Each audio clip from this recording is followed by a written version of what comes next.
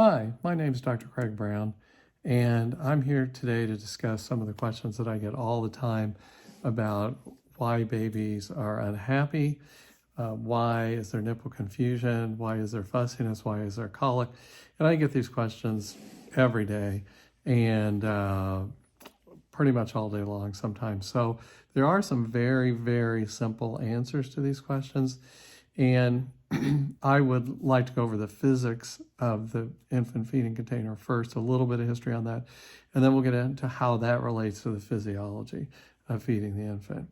So first of all, I'm the inventor of the physics and physiology of the Dr. Brown's feeding system and the co-inventor of the bottle. So what I wanted to go over first is the long-standing infant feeding container, which is very, very basic. And what happens with this container is that there's no venting in there. And that's a major, major problem because it keeps the liquid in. When there's no venting and air can't get into the container, it is impossible to get the liquid out of the container, which is the exact opposite of mom breastfeeding. Because when mom breastfeeds, there is actually a positive pressure or a neutral pressure in the breast, and that's why the flow is so easy, and that's why moms have to wear breast pads.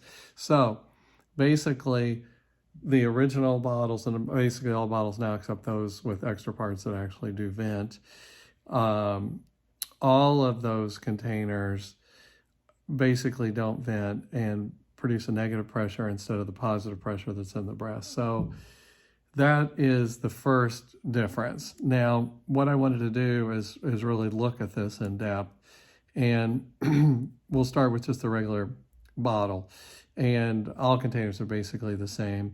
Some are narrow, some are wide, but basically what happens is there's a cap that attaches the nipple onto the container, and these come together. Now, like we said before, what happens when these come together without venting to let air in, which is absolutely necessary for the liquid to come out like mom, is that a vacuum forms. And when that vacuum forms inside the container, here, it is transmitted through the whole container, so there is no way for any liquid to come out. This is just prohibited because of the vacuum that's in the container.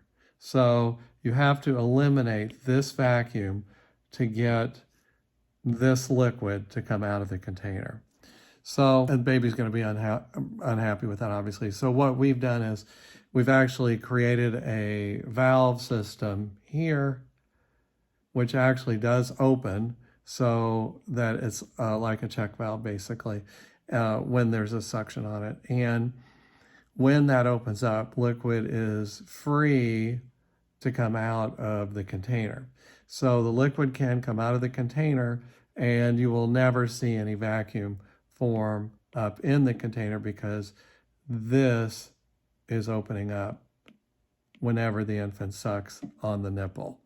So when the infant is not sucking and there's nothing going on in the container, this valve will actually close back up again. So the baby can shake it and you will not get any liquid coming out of the container here. So you can see the difference when you do not vent the container. Here, the liquid is held in the container. And when you do vent the container, as in here, you can get liquid to come out of the container.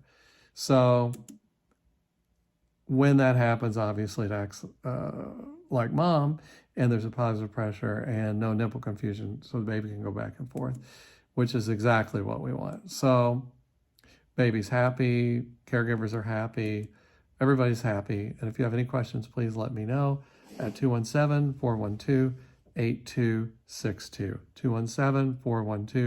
217-412-8262, or at craig@truevents.com. Thank you very much for your time.